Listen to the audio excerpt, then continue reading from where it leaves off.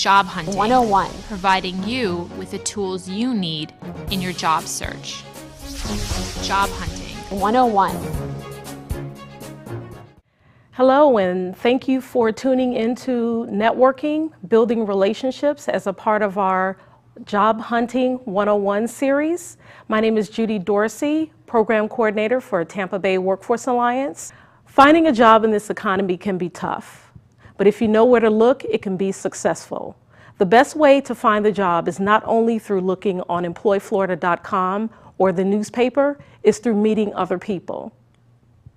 Now I'll let our panelists introduce themselves. Hi, my name is Jareen Dotson. I work for National Louis University as a corporate liaison. I'm an accredited human resource professional. I've worked in HR in the Tampa Bay area for the last 30 years. And I'm also an alum of National Louis University. National Louis was founded by Elizabeth Harrison 125 years ago as a college for teachers. And we've also expanded into colleges for business and social science. We have a campus here in Tampa, and it's my job to raise the visibility of NLU in the Tampa Bay area. Hi, my name is Rob Cunningham. I'm with a national security company, and I'm on the board of directors for Carewood Area Business Association. CAB has been around 27 plus years, has over 350 members, and I've made a career off networking and business relationships. And I'm excited to be here, and I thank the panelists for including me. Great, and I'm excited for you both to be here. I myself met you both through networking, so happy to be sitting with you and having these conversations on what we could teach other applicants. Well, the main thing we want to start with is, what is networking? You know, we know that it's building relationships, but what is it to a lot of other people? From my perspective, as you mentioned, networking is all about building relationships. So it's really important to put yourself out there, introduce yourself, and really establish relationships with your community. It's about defining your community, Absolutely. Whether it's the folks that you currently know or the markets that you want to target going into. Robert? Couldn't agree more. Networking is talking to your friends, your neighbors, your relatives. If you're looking for a job or you're looking to get the word out about what it is you do, we all know about 50 people in our contact sphere. If everybody at this table talked to the same 50 people, their own individual 50 people, that broadens your search net, if you will. So you're going from 50 to 100. If all three of us did it, that's 150. In its finest, simplest form, that's networking to me. I would like to go ahead and remind our viewers that work is part of the word. So it's not something where you go one time and, wow, we've got all this business, or I've got all these relationships. You've got to put time into it. You've got to put effort into it. And most importantly, you've got to have your heart and soul behind it. Because if you don't believe it, how are they going to believe it? So why? Why is it one of the best ways to find employment? Well, believe it or not, about 80% of the jobs don't even get advertised. So as a job seeker, what you want to do is you want to tap into that underground job market Absolutely. And hopefully establish relationships with the hiring decision makers, whether it be the hiring managers or it be somebody that works in HR or somebody that simply knows about business that's expanding, or somebody has a new contract. That's the kind of business intelligence information that you want to gather to help you with your networking as you look for a job. Couldn't agree again more. I don't have a panelist here that agrees on every subject, but when you're out there and you're trying to network, the effort and the passion and the excitement that you bring to that is going to show. And sometimes when we go and do a search online or we pull out the newspaper, where do you start? I mean, you've got pages and pages, or you've got online sites. There's so many of them out there. How do I start? Is the job going to be right for me? And you don't have that human interaction. When you're out there networking and you're talking to somebody, like Jareen said, you're going to find opportunities that you didn't realize were there because your search is narrowed a little bit more. It isn't always the end user that's there to help you. When a company is looking, they'll tell their friends and neighbors, hey, I'm looking for this type of person. They may not be a tech background, they may not be a trade background, but this is what I'm looking for. Tell your friends and neighbors. And that type of look or that type of search is something that could be talked about through many different generations of conversations. So in my opinion, you uncover stuff that you wouldn't narrowly see on the surface. Robert, I heard you mention family members, friends. Who else? Who else are those that can be in the network or that you would want to be able to network with in order to get that opportunity? Well, we mentioned what Jareen does and who I'm affiliated with, Carrollwood Area Business Association. Business professional associations and chambers of commerces and networking communities. These are a bunch of business professionals that get together on a regular basis and try and help each other grow their businesses. It's also an opportunity for those looking for work to find those businesses that are hiring. So I would go to a Chamber of Commerce event, absolutely, positively. Go to a CABA event, plug. I don't want to plug my association I'm affiliated with too much, but it certainly has helped me a great deal in getting business and helping others find work. And when it comes to business professionals, how can you help others? Everybody you talk to. Hey, are you guys hiring? Yeah, my cousin's looking for work. So you never know where that conversation is going to lead. And I think as a business professional who's out there every day talking to businesses, that's the exciting part for me. Absolutely. The joy of helping somebody find a job when they're in a tough spot. We've all been there. And for anybody to say they haven't, they're crazy. I've been there, and I know what it's like to wonder where that next paycheck's coming from, or how am I going to feed the kids, how am I going to pay the mortgage or the rent. So it's a joy to help people who need help. Absolutely. Jareen? Well, I would echo what Bob said. Look at your community network that you have established already. So look to your church, look to your school, look to your partner's employment, look to your neighborhood association, look to the library, your city government, chambers. I'm a member of the West Shore Business Alliance, and folks go there for the purpose of networking. The internet is a great resource today. You can go to meetup groups for a variety of subjects that you might be interested in, or careers that you're interested in. And LinkedIn, Twitter, any of the social media sites are another opportunity for you to reach out and introduce yourself to folks. Yeah, simply going to dinner with a friend is one way to network. You may not have seen them in a while, and you catch up with them. You kind of catch up on old times, and then you come out with what your needs are at that point. So that's another great way. Job fairs, again, are another good way as well. So great opportunity. And remember too, you guys, you're out in the public. A good friend of mine had just got a job offer for 3 times his current salary. He's employed, but he went to a baseball game and was talking to his friend about his job and an opportunity that, quite frankly, he didn't get. Wow. The guy sitting behind him has a big, huge company, offered him an operations job as a vice president. Had he not gone to the baseball game with his buddy and had he not talked about it, he would never have gotten that job offer. I'm excited for him, I'm proud of him, I'm happy for him. But again, you never know where that question or that conversation is going to turn. And you never know who may be listening. The waiter may have an uncle who's looking to hire you. Who knows? Until you bring it up. But I would say this, in anything you do, putting the word out there, putting the conversation out there is just simply the first step.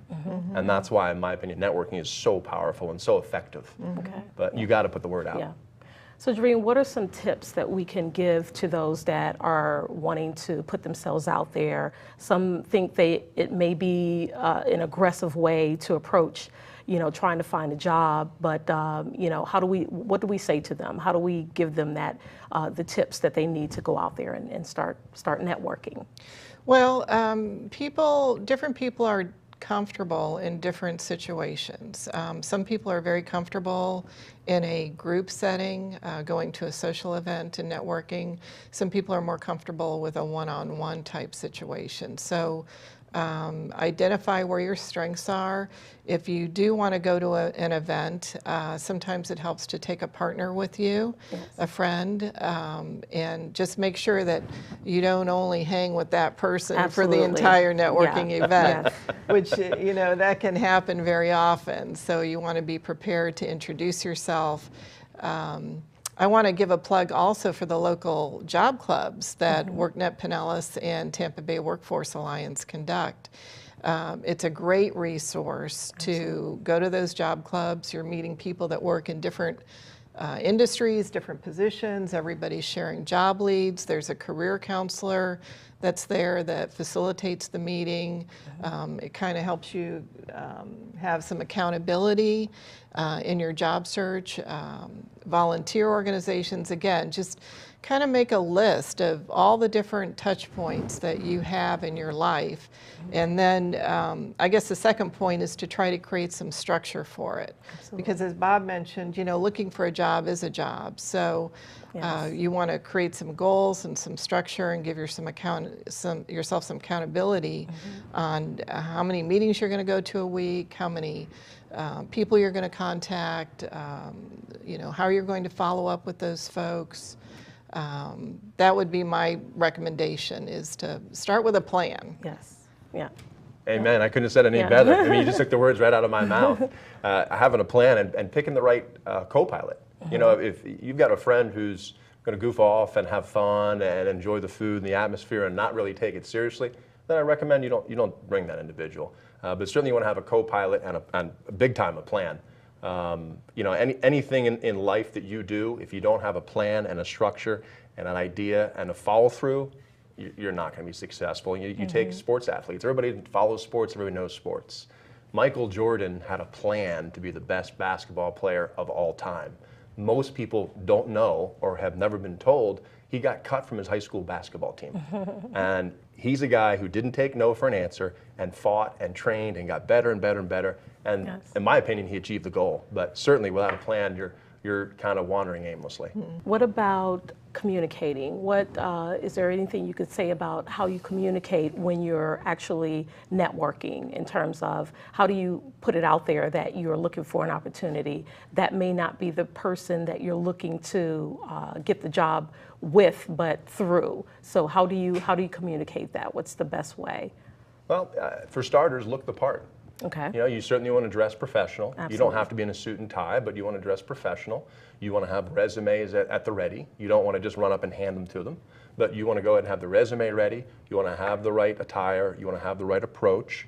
You want to, basically, in my opinion, you want to follow what the person is you're talking. If they're real outgoing and gregarious and they're saying, hey, how can I help you? Then you want to go ahead and follow that lead. If they're a little bit reserved, then you kind of want to back off a little bit, because the last thing you want to do is scare somebody off or upset somebody. But certainly the approach, certainly how you look, certainly the resume, and most important, be honest. Yes. You know, if you don't have the trade or the training to be an engineer, don't tell somebody you're looking to be an engineer. Absolutely. If you want to, you know, be honest about right. what you're putting out there in order for them to honestly help certainly. you, right? Absolutely. Tell them what this is what we're looking for. Yeah. Yeah. Great. Okay. What about things to have aside from the resume? Are cards important? You know, a lot of job seekers, you know, some of them typically don't have cards unless it's through a company that they're currently working for. What do you think about creating cards?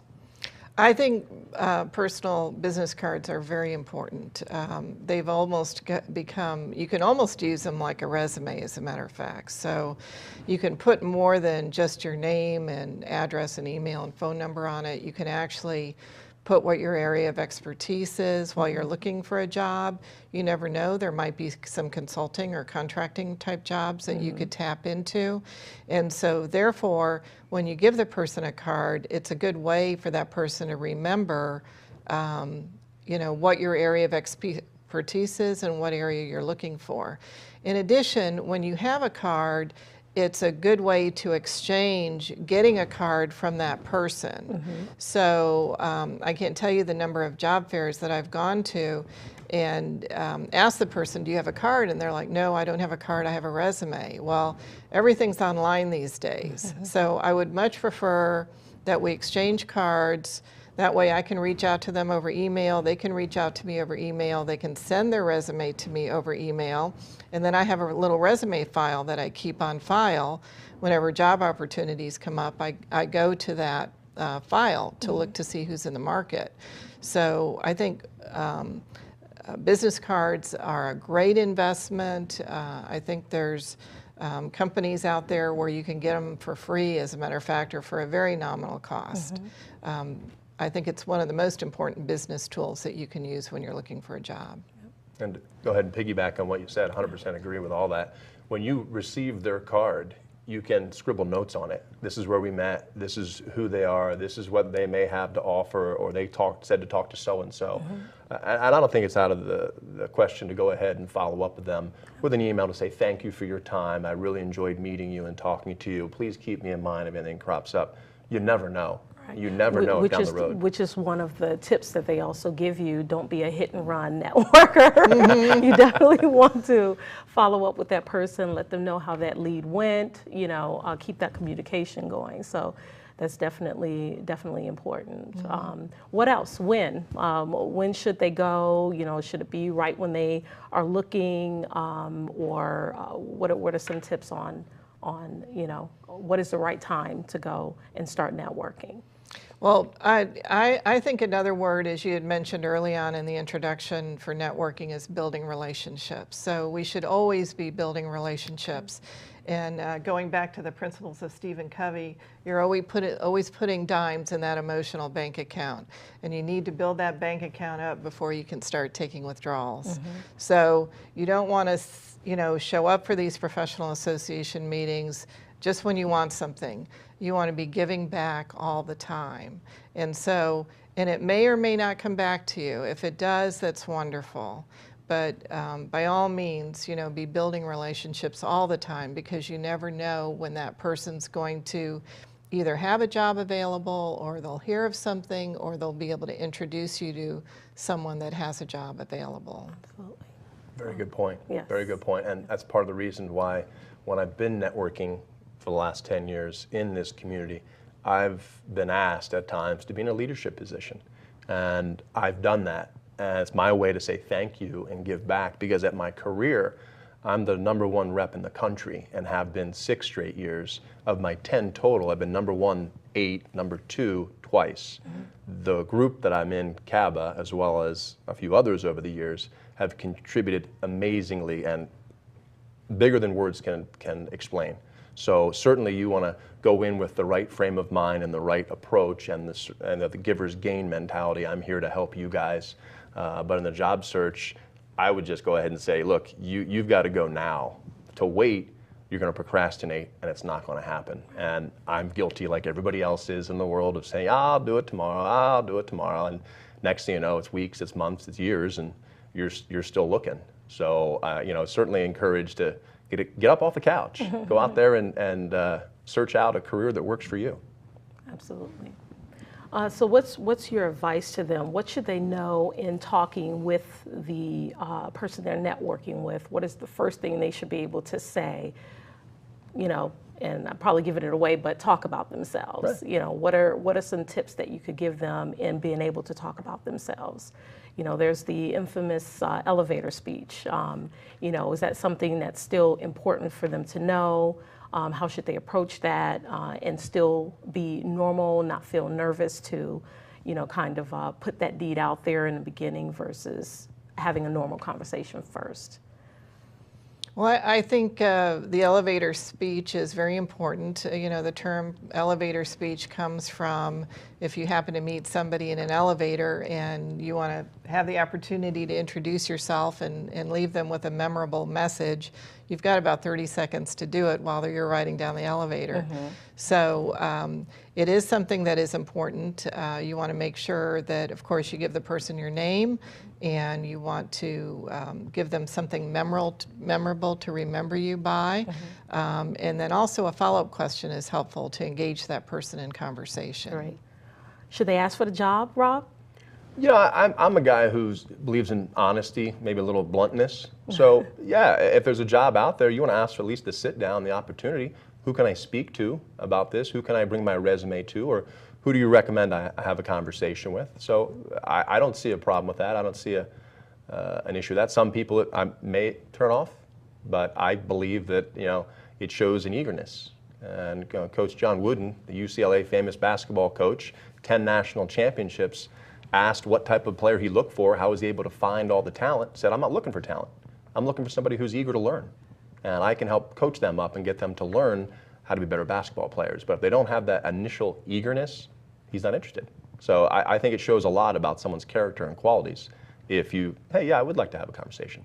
What are some advantages and some pointers that you might be able to give for using social media in networking? First of all, I love LinkedIn. LinkedIn has taken the place of the old-fashioned Rolodex that we used to have on our desks. Yes. That was continuously out of date. I remember having to go through my Rolodex and call everybody once a year to find out if they were still at that number, what's their current email, where are they working. Now, it's almost like you don't even need a business card. I mean, we talked about earlier how important that is, but as far as remembering where people are and what their email and what their phone number is, I just go to LinkedIn and I pop in their name and say, hey, you got time for a call? Can I email you? You know, what's your current email these days? So LinkedIn is very important for maintaining your contacts. It's also important for building relationships. So if you're looking for a job, I have a friend that's in the market and we met. I connected her with someone else over LinkedIn, so I did the email introduction over LinkedIn. And now when she's looking for a job, depending on the employer she's going to be interviewing with, she'll look at my LinkedIn connections to see if I know anybody there, so I can make an introduction for her. And the same with this other person that I introduced her to. So LinkedIn is very important. Also pay attention to the profile that you have out there. Just like anything that you might research when you're first starting, there's lots of websites out there that will teach you how to create your LinkedIn profile so that it maximizes its effectiveness. And one recommendation I have for folks, and LinkedIn is not set up this way, but put your credentials and put what you're looking for in your name line. And that way, every time you like something on LinkedIn or if you update your profile, your name, your credentials, and your job title you want to keep it professional. Continues to appear, so you're reinforcing that message with folks. Absolutely. You know, I would add on social media, it's just another opportunity. I mean, when I started in sales many years ago, back when the dinosaurs were roaming, I was told that, hey, you need to have buckets, and as many buckets as you can search in, the more business you're going to find in sales. So, you know, networking is one bucket, newspapers is another bucket, internet sites for job search is another bucket, and then you have social media. As business continues to evolve and implement with the computer and interface with that type of online setting, it's going to be paramount. It's going to be everything in the future. You know, I see a day where perhaps there isn't the human interface or the human touch, and social media completely takes over. So I see the value of it, and I understand that in a job search, it could be pivotal. It could make that connection you need. So again, try and fill all those buckets, and you'll have a good job search. Very pivotal. What is your pointers on using Facebook, Twitter, things like that?